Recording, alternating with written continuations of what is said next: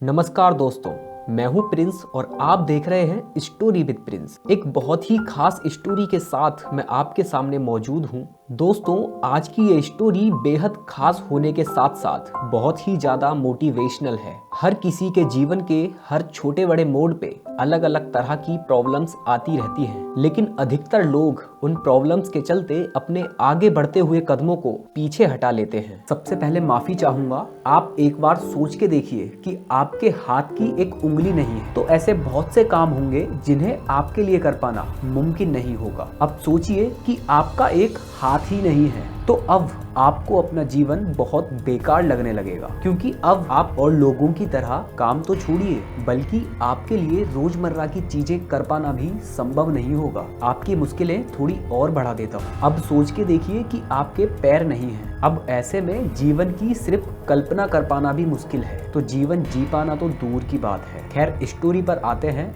आज हम एक ऐसे शख्स के बारे में बात करेंगे जिसके आगे हर बड़ी से बड़ी प्रॉब्लम बहुत छोटी लगने लगती है। जिस तरह अभी आप हाथ पैर ना होने का इमेजिनेशन करके परेशान हो रहे थे, उसी तरह सिर्फ इनको इमेजिन करके हम खुद को मोटिवेट कर सकते हैं। आज हम बात करेंगे निक वुजिसिक की। इनका जन्म 4 दिसंबर 1982 को ऑस्ट्रेलिया में हुआ था। माँ के गर्भ से ही इनको एक टेट्रा अमेलिया सिंड्रोम नाम की बीमारी थी, जिस बीमारी के चलते ये बिना हाथ और बिना पैरों के पैदा हुए। जब डॉक्टर ने इनको देखा तो वो भी हैरान रह गए थे, क्योंकि इनके ना हाथ थे ना ही पैरों की जगह सिर्फ छोटी छोटी उंगलियां थी, जिन्हें डॉक्टर ने ऑपरेशन के द्वारा अलग किया। इसको देखते हुए निक की मां ने इनको गोद लेने तक के लिए भी मना कर दिया था। निक की इस हालत के कारण इनके माता पिता इन्हें अपनाने के लिए बिल्कुल भी तैयार नहीं थे। इसकी एक वजह यह भी थी कि दुनिया भर में इस बीमारी के आज केवल 7 लोग ही जिंदा हैं, जिनमें से एक निक है। तो उनके पेरेंट्स को कुछ भी समझ नहीं आ रहा था कि आगे कब क्या हो जाए। निक को छोटी छोटी चीजों को करने के लिए भी बड़ी समस्या झेलनी पड़ती थी।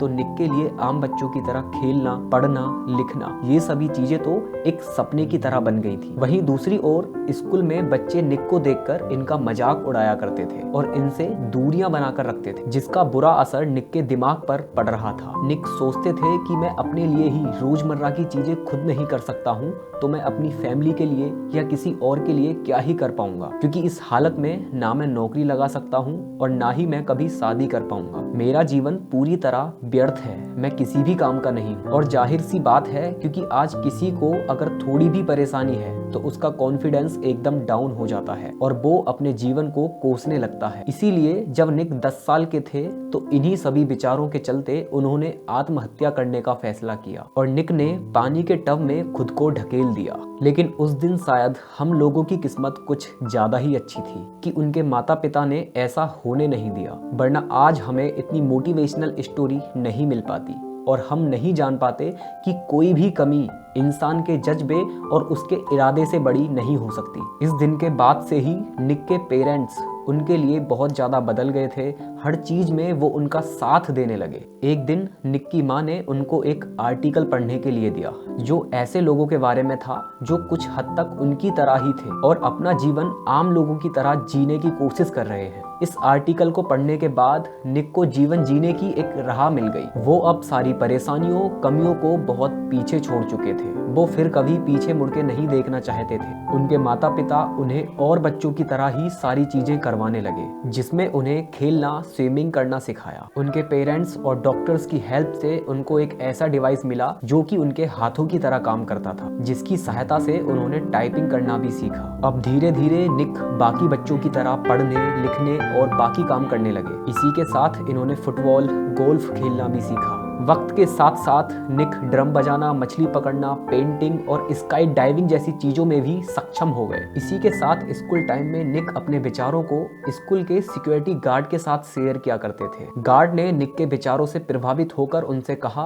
कि आपके इतने अच्छे विचार हैं तो आप स्पीच क्यों नहीं देते। इस पर सोचने के बाद निक ने स्कूल में स्पीच देने की ठान ली। लेकिन जब स्कूल में निक स्पीच देने आए तो वहाँ सिर्फ 6 लोग ही मौजूद थे, लेकिन फिर भी निक ने स्पीच दी और वहां मौजूद 6 के 6 लोग उनसे बहुत ज्यादा प्रभावित हो गए। महज 21 साल की उम्र में निक ने अकाउंटिंग और फाइनेंस में ग्रेजुएशन करने के बाद एक मोटिवेशनल स्पीकर के रूप में अपने कैरियर की शुरुआत की, जिसकी शुरुआत से ही निक की फैन फॉलोइंग तेजी से बढ़ने लगी।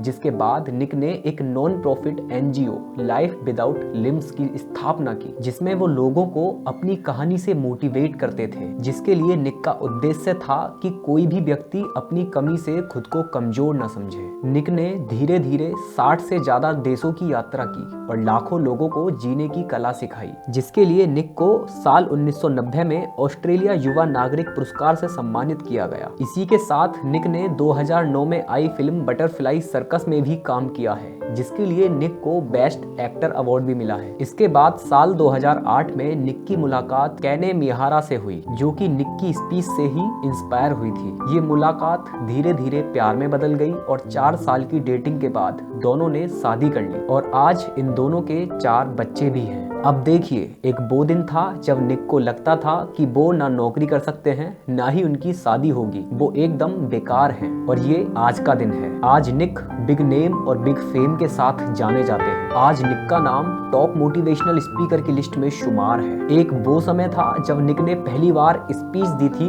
तो उनको सुनने के लिए सिर्फ 6 लोग ही वहां पर मौजूद थे, और आज इनकी स्पीच सुनने के लिए लोगों को सीट्स नहीं मिल पाती हैं, लेकिन बावजूद इसके लोग इनको खड़े होकर सुनते हैं। निक कहते हैं कि मेरा सबसे बड़ा सपना ये है कि मैं जब भी कभी पीछे मुड़ के देखूं तो ये कह सकूं कि हाँ, मैंने कर दिखाया। निक की स्टोरी से ये पता चलता है कि किसी ने ठीक ही कहा है कि विकलांगता शरीर से नहीं दिमाग से होती है। निक कहते हैं, मेरा यकीन करिए, उम्मीद खोना हाथ पैर खोने से ज्यादा बुरा है। तो मुझे इस स्टोरी पर एक लाइन और याद आ रही है, हाथों की लकीरों पर तकदीर नहीं होती, तकदीर तो उनकी भी होती है जिनके हाथ ही नहीं होते। खैर, आज के लिए इतना ही, फिर आगे मुलाकात होगी ऐसी ही किसी खास स्टोरी के साथ। तब तक के लिए अपना ख्याल रखें। धन्यवाद।